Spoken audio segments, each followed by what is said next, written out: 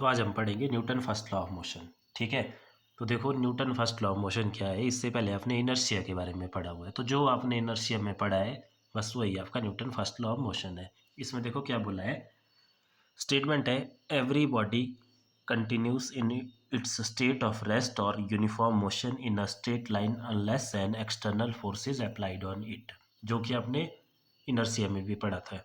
पिछले कल हमने पढ़ा था इनर्शिया ऑफ रेस्ट। तो इनर्शिया ऑफ रेस्ट पे आपने देखा था कि अगर कोई बॉडी पहले से रेस्ट पे है तो वो रेस्ट पे ही रहना पसंद करेगी जब तक उस पर कोई एक्सटर्नल फोर्स ना लगे।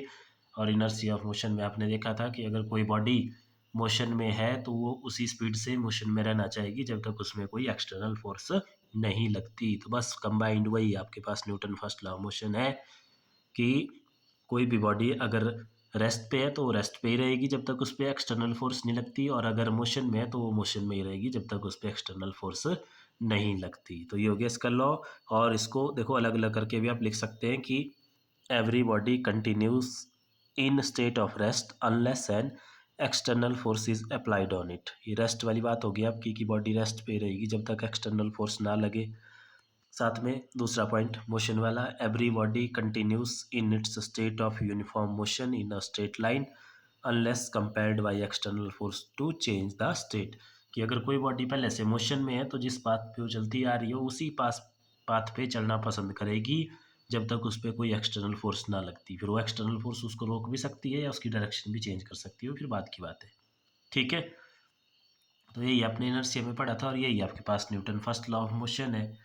और देखो तो इसलिए हम बोल सकते हैं कि first law is also termed as law of inertia, कि जो लॉ ऑफ इनर्शिया है और न्यूटन फर्स्ट लॉ एक ही चीज़ है। क्लियर है।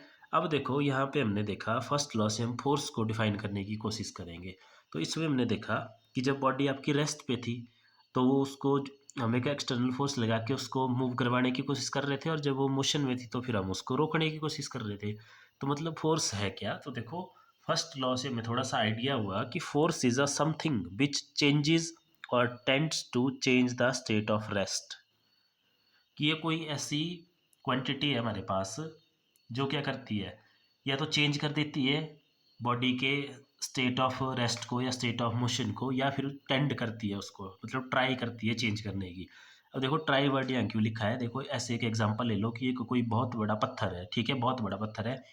अब आप उस पर फोर्स लगा रहे हैं, उसको धक्का दे रहे हैं, लेकिन आपसे वो नहीं हिल रहा है क्योंकि वो बहुत बड़ा है। तो फिर फोर्स तो वहाँ पे लगी क्योंकि आपने ट्राई किया, टेंस, तो इसलिए लिखा हुआ है यहाँ पे tends to change the state of rest.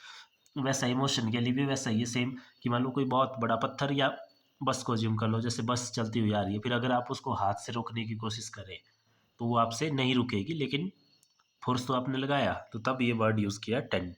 ठीक है, टेंस। तो force is something which changes or tends to change the state of rest or motion of a body is called force. ये इसकी फर्स्ट लॉ से definition आई है। तो इस वीडियो में इतना ही, बाकी नेक्स्ट में देखेंगे हम सेकंड लॉ ऑफ मोशन और वहाँ से फोर्स को डिफाइन करेंगे। Thank you.